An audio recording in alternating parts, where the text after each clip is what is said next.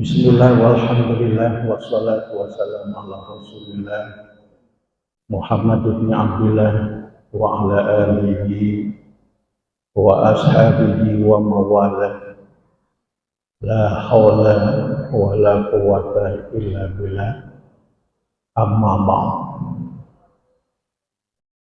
Rabbi israh li sadri wa yassir li amri wa hlul 'uqdatam min lisani yafqahu qawli. Allahumma faqihna fid din wa ftah 'alaina futuhal 'arifin waj'al amalana khalisatan liwajhikal karim. Shadaqallahul 'azim. Bapak-bapak, ibu-ibu, para jamaah Masjid Jami Mandarul Islam, wabil khusus panitia pengajian yang saya hormati.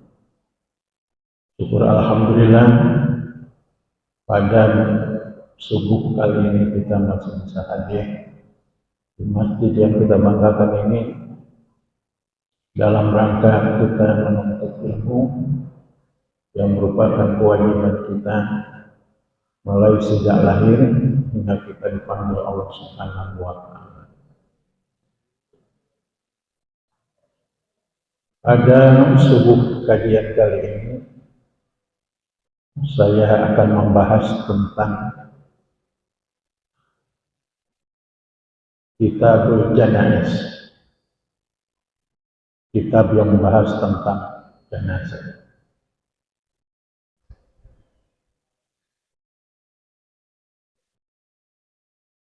Di dalam hadis Rasulullah SAW, hakul muslim ala muslim khamsun. Hak seorang muslim di atas orang muslim itu ada.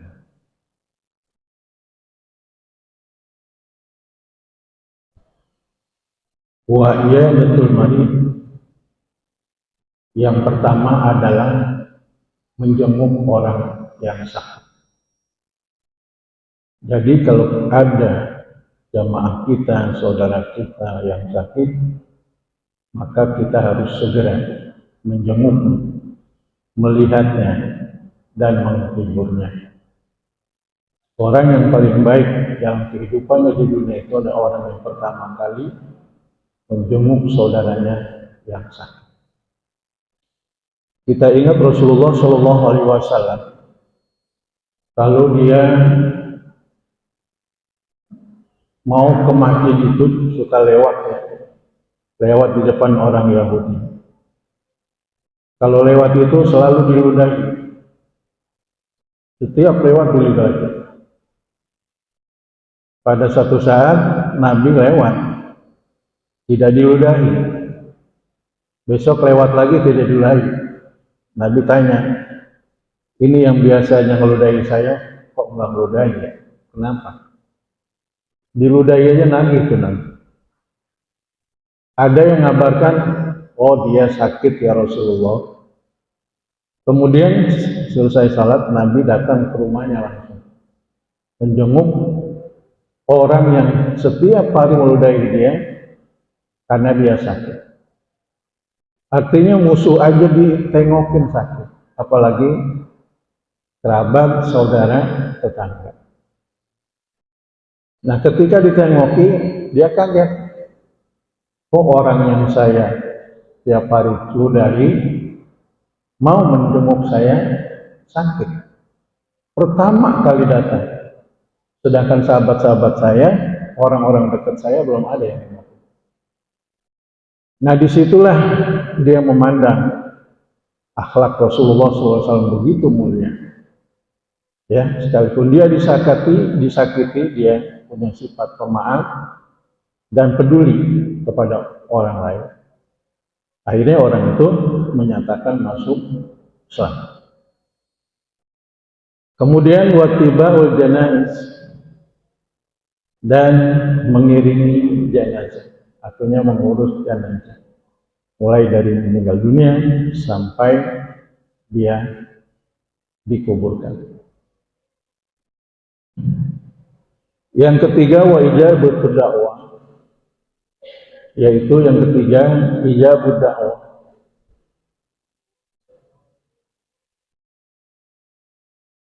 Artinya menunaikan undangan.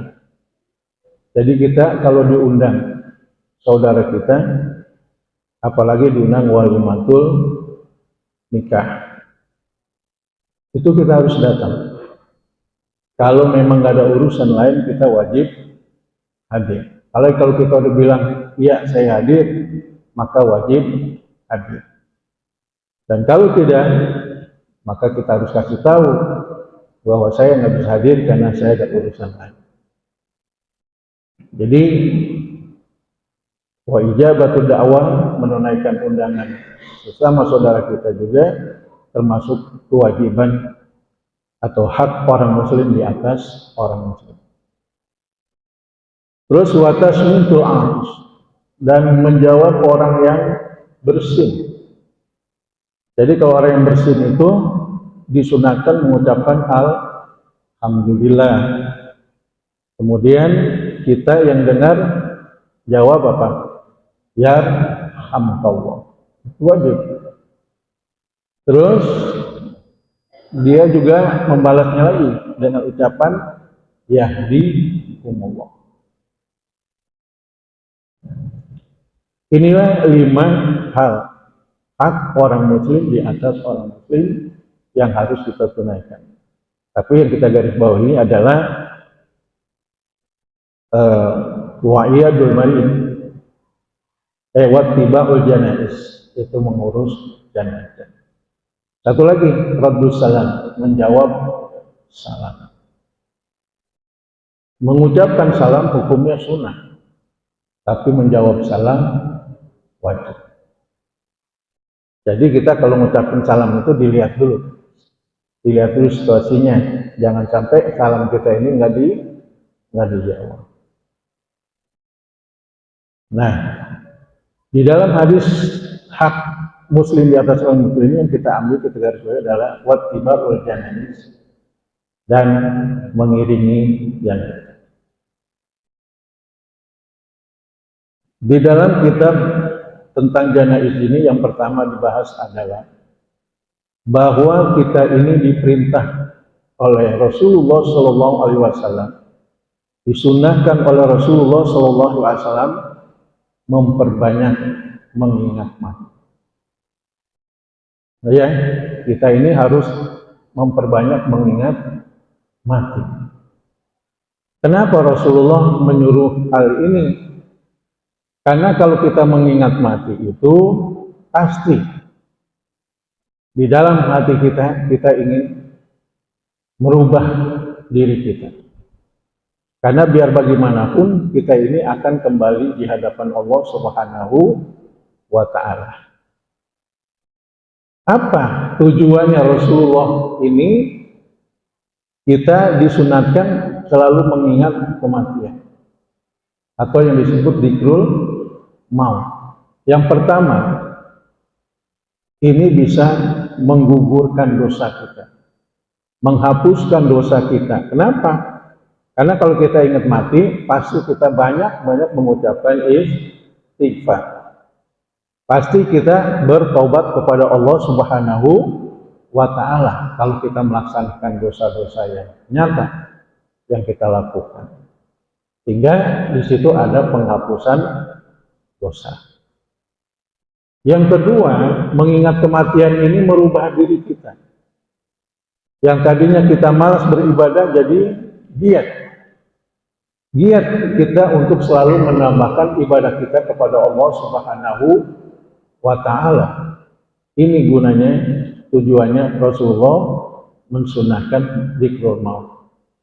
Yang ketiga, kita didorong untuk banyak-banyak beramal jariah. Kenapa? Karena amal jariah yang kita lakukan ini untuk bekal kita di akhirat. Karena yang paling ditakuti itu pada manusia adalah kematian. Takut nggak takut, siap nggak siap, karena kematian ini sudah ditentukan oleh Allah Subhanahu wa Ta'ala. Kita lihat sejarah Nabi Ibrahim. Ketika malaikat maut datang, Nabi Ibrahim tanya, kenapa malaikat maut sudah datang aja kepada saya? Ya, bagaimana nih? Siap nggak? Kalau datang ke saya, jangan mendadak begini. Tolong kasih aba-aba dulu, biar saya siap-siap. Coba, sekali Nabi Ibrahim aja, mau dicabut nyawanya, nawar dulu dia. Ya, kasih tanda-tanda malaikat. Israel kasih tanda-tanda. Ya, saya kasih tanda-tanda. Terus berikutnya Nabi Ibrahim itu dikasih tanda-tanda, apa tanda-tandanya? Giginya copot, rambutnya ubanan. Ketika giginya copot, rambutnya udah mulai putih, malaikat ini datang lagi. Gimana? Ya Nabi Allah, ya. Ente kok nggak bilang-bilang? Kan saya baru bilang, bilangin tanda-tanda kalau datang ke saya. Kasih tahu sebelumnya. Kan saya udah kasih tanda-tanda itu, Allah udah kasih tanda-tanda. Kenapa? Apa tandanya? Rambut kamu lihat, udah apa? Putih. Gigi kamu sudah mulai copot. Masih nawar juga. Akhirnya ketiga kali malaikat Jibril datang, ya silakan. Saya pasrah, saya ikhlas. Tapi ketika malaikat Israel datang kepada Rasulullah SAW, Rasulullah langsung pasrah. Kalau memang ini perintah Allah, ya Israel, saya ikhlas, saya ridho, dicabut nyawa saya. Tapi permintaan Nabi apa? Saya tahu dicabut ruh itu sangat sakit. Sakit yang luar biasa. Tapi tolong, cukup saya aja yang ngerasain. Kesakitan yang luar biasa, asal jangan umat. Jadi umat Nabi kita Muhammad SAW, kedahsyatan mati ini agak berkurang dibanding umat-umat lain. Karena dicabut ruh itu sama aja kita dikuliti hidup-hidup. Ditarik ruh kita dari jasad kita. Ya, itulah kisah-kisah Nabi itu berbeda-beda. Karena apa? Karena yang namanya alam bardha itu alam yang sangat menakutkan. Siap atau tidak kita dipanggil oleh Allah? Ya, karena kubur kita ini hanya 1 meter kali 2. Ditutup luar biasa. Karena di dalam kubur itu kita harus mempertanggungjawabkan amal ibadah kita. Ya, dengan kedatangan 2 malaikat. Malaikat apa? Munkar, Nakir. Nah, saya pertanyaannya, apakah orang mati itu sudah selesai mati? Tidak. Nah, itu kalau malaikat Munkar Nakir datang, apa dia nggak bergerak-gerak tuh mayit? Tidak. Karena ruhnya itu masuk ke dalam kubur. Sebelum malaikat datang, ruhnya sudah masuk. Dia itu sudah apa? Lihat. Ya, ini kubur seperti apa? Karena kubur ini adalah yang disebut dengan alam bardha itu alam pertama menjalankan kehidupan akhir. Kubur ini kita mau jadikan apa?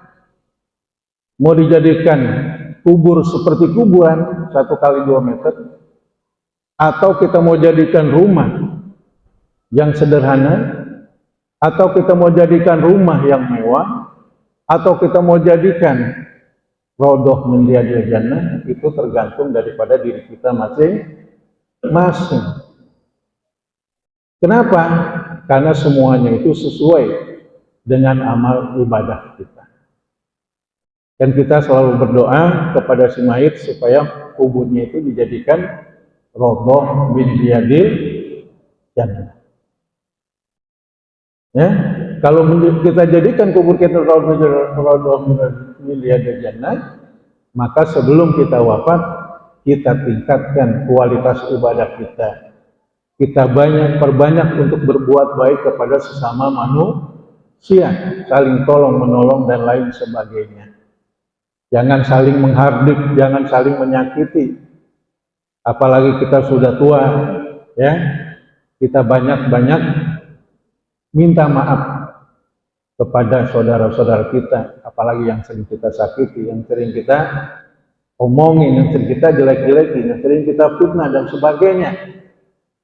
Ya, itu perintah Allah Subhanahu wa taala seperti itu. Agar ketika kita dipanggil oleh Allah Subhanahu wa taala, kita sudah merasa nyaman, merasa enak, ya. Kita perbanyak ibadah, kita perbanyak amal jariah kita. Karena yang menolong kita adalah amal jariah, amal ibadah dan amal jariah yang kita lakukan sebelum kita meninggal dunia.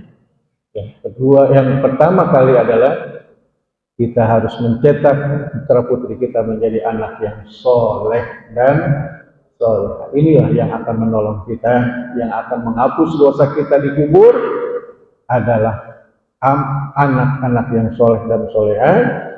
Yang kedua adalah sodaqatun jariyah. Yang ketiga ada. Pertama anak yang soleh, yang kedua sodaqatun jariyatun, yang ketiga